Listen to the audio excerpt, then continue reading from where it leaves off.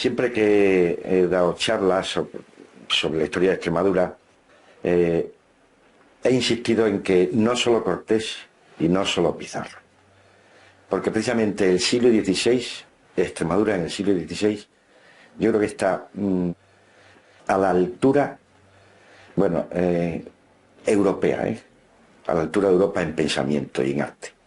Porque en el siglo XVI, mientras Cortés, Pizarro y Balboa, aquí surgen en Extremadura el brocense, Arias Montano y Pedro de Valencia, que son tres cumbres del pensamiento.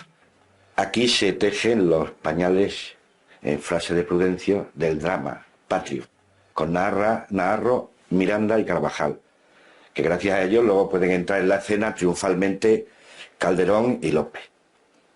Aquí tenemos un poeta maravilloso, hay muchos poetas, pero García Sánchez de Badajoz. O tenemos pintores como Morales y Zurbarán. Es decir, bueno, tenemos el primer campeón del mundo de ajedrez, tenemos la primera medicina de Solapán de Rieros, tenemos grandes juristas. Esto al mismo tiempo en que por ahí, en Tierra de Indias, Cortés, Pizarro, Balboa hacen carnicerías. Es decir, que Extremadura solamente se la conocía por los conquistadores y yo puse mucho énfasis que también había tenido una aportación a la cultura universal extraordinaria. Por ejemplo, la primera reforma agraria que se hace en Europa la propugna Pedro de Valencia. Cuando dice que aquí esta desigualdad con que unos cuantos son dueños de dehesas larguísimas y la mayoría no alcanzan ni un palmo ni un terrón, es la cosa más perniciosa para la colectividad y la que más repúblicas ha destruido y destruirá.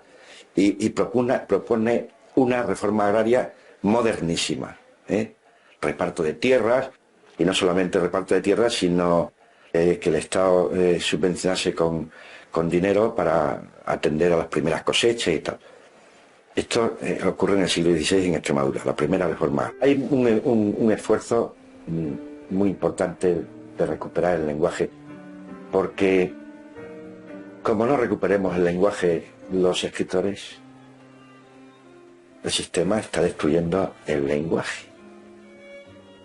Está sustituyendo el lenguaje del concepto por el lenguaje de la imagen. La juventud casi no tiene lenguaje. Se está recurriendo al eufemismo de una manera increíble, que es un deseo de matar el lenguaje. Por ejemplo, fíjate tú, antes se decía, ¿cómo se decía cuando uno copiaba de otro?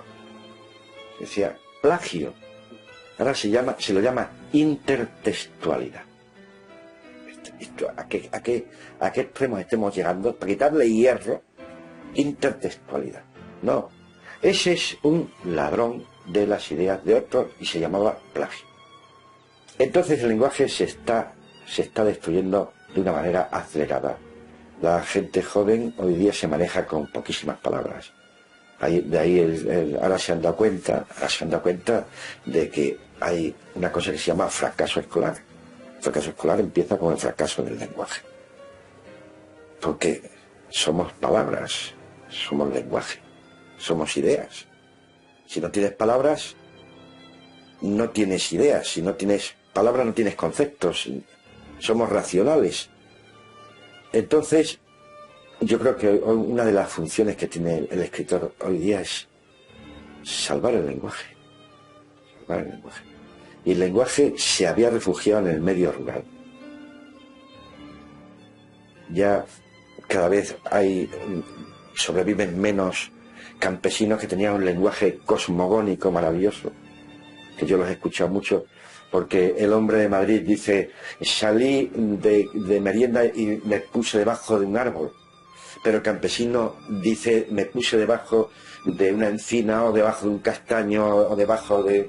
te dice el árbol y te dice, te reconoce si el árbol da una sombra buena o una sombra mala. Hay árboles que tienen de sombra muy mala como las encinas y los alisos de sombra muy fresca porque están cerca del agua. Porque...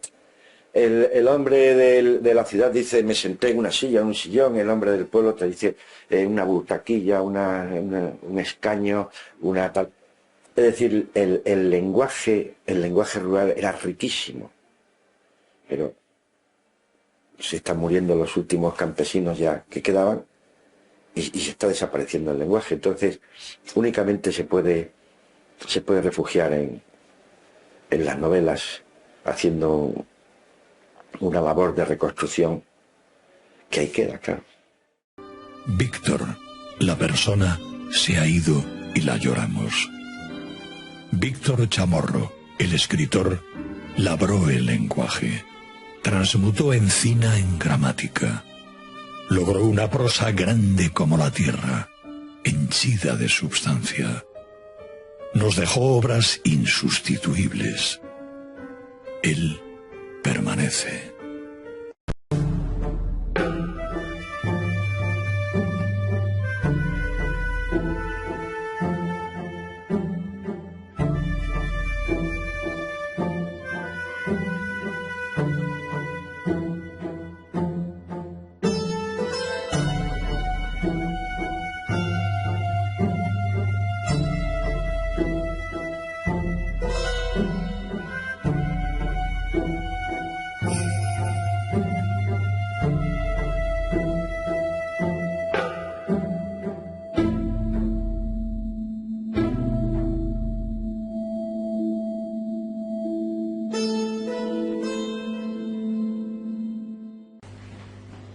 Gracias a Antonio, Charo y Jonás y a la productora Libre Producciones por vuestra vinculación y aportación a este acto.